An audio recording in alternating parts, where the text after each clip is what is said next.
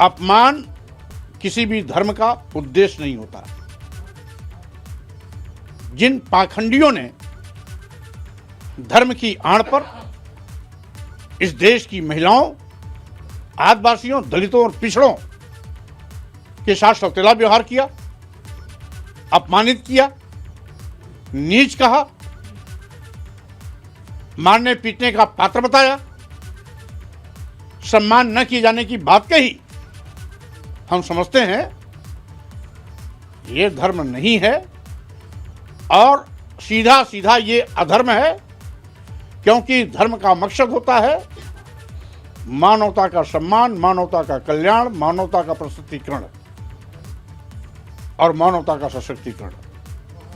एक ओर सरकार महिला सशक्तिकरण अभियान चला रही है, दूसरी ओर धर्म के ठेकेदार महिलाओं को अपमानित करने का काम कर रहे हैं। यही नहीं, जिन आदिवासियों, दलितों, पिछड़ों के बलबूते पर भाजपा ने हिंदू कह के वोट लिया, जब उनके सम्मान की बात आती है तो यही भाजपा आदिवासियों, दलितों, पिछड़ों को एक एक करके उनके हक और अधिकार छीन रही है, संवैधानिक अधिकारों का कत्लेआम कर रही है, आरक्षण को खत्म कर रही है और सरकारी सेवाओं से उनको वंचित करके उनको दीनहीन अवस्था में बनाए रखने का। समाजवादी पार्टी की नई टीम घोषित है, राष्ट्रीय कार्यकारिणी घोषित की गई है। शिवपाल यादव को राष्ट्रीय महासचिव बनाया गया है। स्वामी प्रसाद मौर्य भी अपने तमाम बयानों के बावजूद राष्ट्रीय महासचिव बना दिए गए हैं और यही सबसे ज्यादा चर्चा का विषय। स्वामी प्रसाद मौर्य राष्ट्रीय महासचिव बनाए गए हैं। रामचरितमानस विवाद के बीच में उन्हें बहुत बड़ा पद दिया गया है। पद में वो शिवपाल यादव के समकक्ष रख दिए गए हैं। ये देखिए आप, प्रोफेसर रामगोपाल यादव राष्ट्रीय प्रमुख महासचिव, राष्ट्रीय प्रमुख महासचिव बनाए गए हैं। प्रोफेसर रामगोपाल यादव, शिवपाल यादव राष्ट्रीय महासचिव, आजम खान राष्ट्रीय महासचिव, रामअचल राजभर राष्ट्रीय महासचिव, लालजी वर्मा राष्ट्रीय महासचिव। जो सीनियर लीडर्स हैं समाजवादी पार्टी के, आजम खान और प्रोफेसर रामगोपाल यादव वो इस टीम में हैं। शिवपाल यादव को राष्ट्रीय महासचिव बनाया गया है। स्वामी प्रसाद मौर्य राष्ट्रीय महासचिव बनाए गए हैं और सबसे ज्यादा चौंकाने वाली बात यही, रामअचल राजभर बीएसपी से आए, उन्हें भी राष्ट्रीय महासचिव बनाया गया है। लालजी वर्मा राष्ट्रीय महासचिव बनाए गए हैं। यह है समाजवादी पार्टी की राष्ट्रीय कार्यकारिणी। ये नई राष्ट्रीय कार्यकारिणी घोषित हुई है। इसका इंतजार किया जा रहा था लंबे समय से और ये घोषित हो गई है। प्रोफेसर रामगोपाल यादव राष्ट्रीय प्रमुख महासचिव, इन सबसे सीनियर महासचिव तो हैं, लेकिन उनके पद में प्रमुख शब्द भी है और ये इस बात का द्योतक है कि वो इन सबसे वरिष्ठ पद पर रखे गए। तो प्रोफेसर रामगोपाल यादव राष्ट्रीय प्रमुख महासचिव, शिवपाल यादव जिन्हें बड़ा पद देने की चर्चा थी और ये बात खुद कही थी अखिलेश यादव ने, बनाए गए हैं राष्ट्रीय महासचिव। स्वामी प्रसाद मौर्य तमाम बयानों के बीच में राष्ट्रीय महासचिव बना दिए गए हैं और इसीलिए बीजेपी के पास हमला करने के पूरे अवसर, पूरा मौका, और वो कर भी रही है। लगातार अभी पिछले कुछ मिनटों में, पिछली कुछ देर में इस घोषणा के बाद एबीपी गंगा पर जुड़े तमाम बीजेपी नेताओं ने ताबड़तोड़ आक्रमण किए हैं समाजवादी पार्टी पर इस नियुक्ति के लिए और बताया है कि रामचरितमानस पर दिया गया बयान समाजवादी पार्टी का ही बयान है, स्वामी प्रसाद मौर्य का, जिसे उनका निजी बयान बताया जा रहा है और ऐसा करके हिंदुओं में विघटन करने के, जातीय विघटन करने के प्रयास हैं चुनावी लाभ के लिए। इसी बात को लेकर बीजेपी लगातार हमलावर है। समाजवादी पार्टी के एक प्रवक्ता ने कहा कि नहीं, ये उनका निजी बयान है, लेकिन दूसरे प्रवक्ता का मानना था कि इस पर चर्चा होनी चाहिए, जो बात स्वामी प्रसाद मौर्य कह रहे हैं। उनको इस तूफान के बीच में राष्ट्रीय महासचिव बनाना राजनीतिक चिंतन का विषय। क्या ये समाजवादी पार्टी की राजनीतिक रणनीति का हिस्सा है?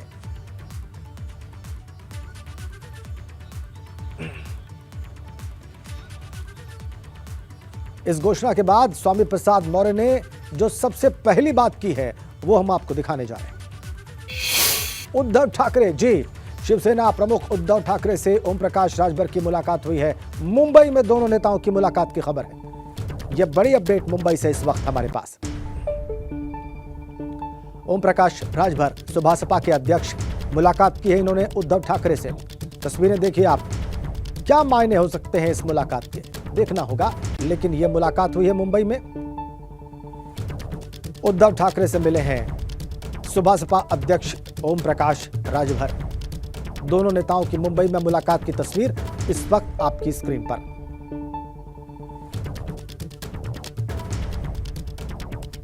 और ज्यादा हम जानकारी आपको देंगे इस मुलाकात से संबंधित जो भी इस वक्त हमें प्राप्त होंगी, लेकिन यह तस्वीर अपने आप में एक कंप्लीट स्टेटमेंट है।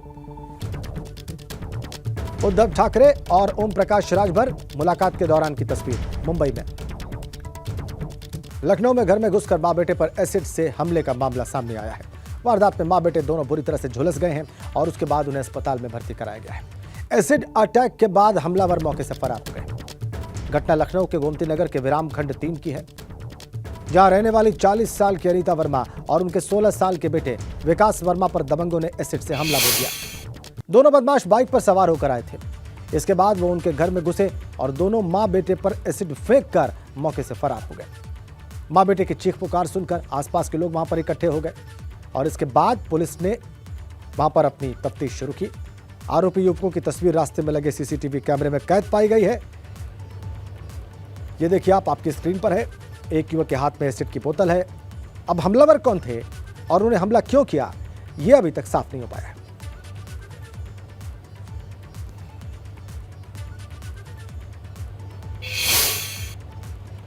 राजधानी में शनिवार रात एसिड अटैक की रोंगटे खड़े कर देने वाली घटना ने सबके होश उड़ा दिए।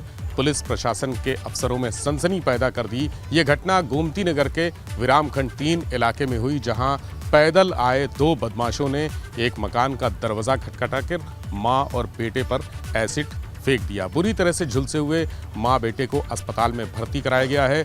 विरामखंड का यही वो मकान है जहां पर यह घटना हुई है। 2 लड़के रात करीब 10 बजे पैदल आते हैं और उन्होंने यहाँ पर आकर दरवाज़ा खटखटाया। दरवाज़ा खटखटाने पर अनीता वर्मा जो यहाँ रहती हैं वो बाहर निकली। उन्होंने लड़कों से दरवाज़ा खटखटाने की वजह पूछी तो उन्होंने लड़कों ने कहा कि विकास को बाहर भेजिए, उससे कुछ बात करनी है। विकास यानी अनीता वर्मा का छोटा बेटा। उस जैसे ही विकास बाहर आया, लड़कों ने अपने साथ एक बोतल में एसिड लिया था, उसके ऊपर फेंका। इसी जगह पर माँ बेटे खड़े थे। विकास के चेहरे पर एसिड पड़ा, सीने पर एसिड पड़ा, उसकी माँ के चेहरे पर और कंधे पर एसिड पड़ा। बुरी तरह से झुलस गए और दोनों लड़के जो आए थे हमलावर, वो बाहर से ये कुंडी लगाकर भाग गए। किसी तरह अनीता छत पर पहुंची और उन्होंने शोर मचाया। इसके बाद मददगार आए और उनको अस्पताल में ले गए। लोहिया अस्पताल ले जाया गया, जहां पर एसिड का मामला बताते हुए उनको सिविल भेजा गया। सिविल की बर्न यूनिट में फिलहाल मां बेटे भर्ती हैं। एसिड डालने वाले कौन थे, इसका पता नहीं चल सका है। आसपास उन्नाव से खबर है, लखनऊ कानपुर हाईवे पर कई वाहन वहां आपस में टकरा गए हैं। ट्रक, बस और डीसीएम की आपस में भिड़ंत की खबर है। वाहनों में सवार 1 दर्जन से ज्यादा यात्री जख्मी बताए जाते हैं। इनको इलाज के लिए अस्पताल में भर्ती कराया गया है। हादसा हुआ है सोहरामऊ थाना इलाके के बजेहरा मोड़ पर। तस्वीरें देखिए आप हादसे के बाद की। उन्नाव में लखनऊ कानपुर हाईवे पर यह हुआ। बस, ट्रक, डीसीएम सब आपस में भिड़ गए। कोहरा था, कई घायल।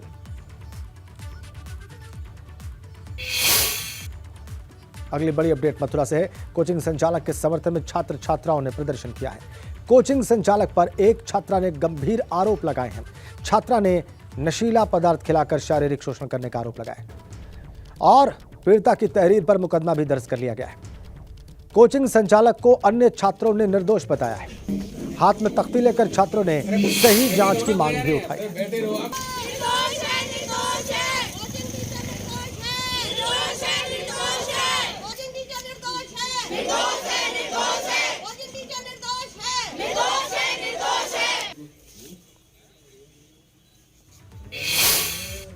कांग्रेस की भारत जोड़ो यात्रा का कल समापन हो रहा है और यात्रा के समापन के एक दिन पहले राहुल गांधी आज श्रीनगर पहुंचे और वहां उन्होंने लाल चौक पर तिरंगा फहराया।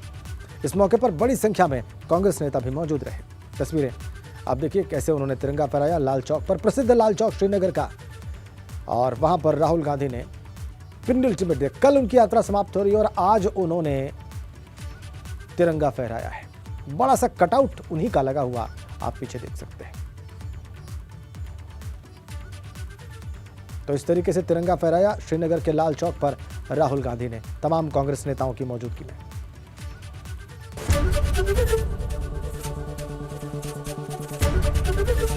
एबीपी गंगा, खबर आपकी, जुबान आपकी।